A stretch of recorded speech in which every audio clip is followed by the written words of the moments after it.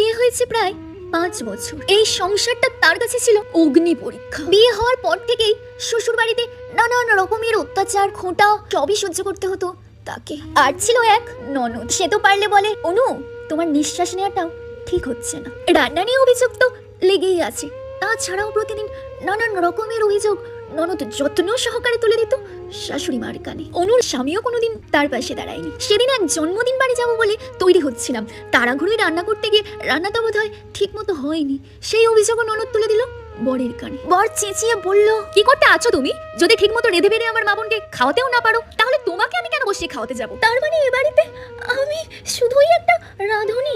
এক আকাশ ভরা দুঃখ নিয়ে অনু তার ঘরে চলে গেল। কাঁদতে কাঁদতে ভাবছে, যদি বাবা অল্প বয়সে বিয়েটা না দিয়ে দিত, তাহলে আমিও হয়তো পড়াশোনা করে স্বাবলম্বী হতে পারতাম। শিক্ষাই হলো একমাত্র অস্ত্র, যা অনু পাইনি বলেই আজ তার এই অবস্থা।